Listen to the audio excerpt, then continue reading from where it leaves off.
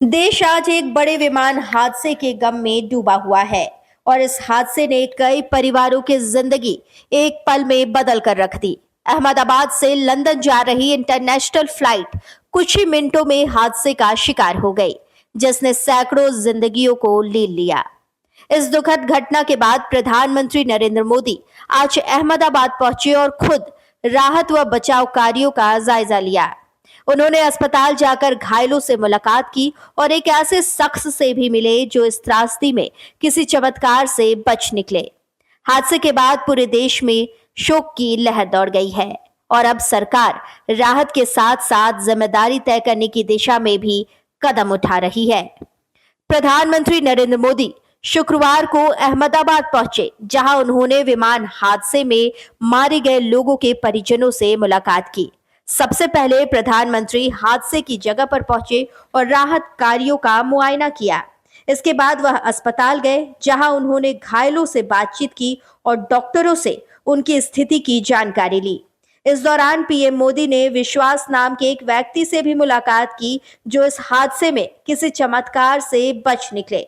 आपको बता दें कि रिपोर्ट्स के अनुसार वे उस समय विमान के अंदर सीट नंबर 11A पर बैठे थे, लेकिन विमान हादसे के बाद वह किसी तरह बच निकले।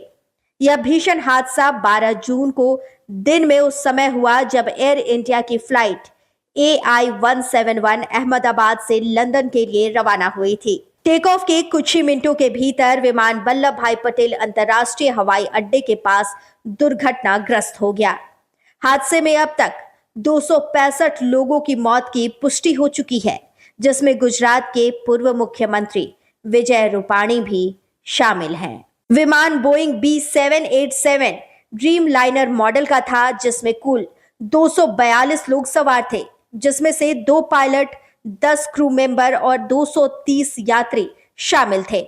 इन 230 यात्रियों में 169 भारतीय नागरिक, 53 ब्रिटिश नागरिक, 1 कनाडाई और 7 पुर्तगाली नागरिक थे।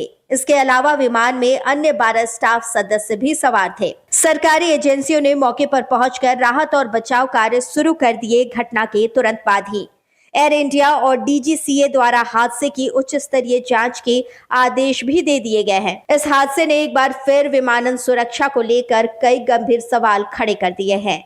जिन परिवारों ने अपनों को खोया है, उनके लिए यह एक कभी न भरने वाला जख्म है। प्रधानमंत्री की मौजूदगी से राहत कार्यों में तेजी जरूर आई है, लेकिन इस त्रासदी से निकले सबक को भूलना नहीं होगा। अब जरूरत है कि हादसे की जड़ों तक पहुंचकर ऐसी घटनाओं की पुनरावृत्ति को रोका जाए। लाइव लगातार के वीडियो को लाइक करें, सब्सक्राइब करें और बेल आइकन को दबाना न भूलें।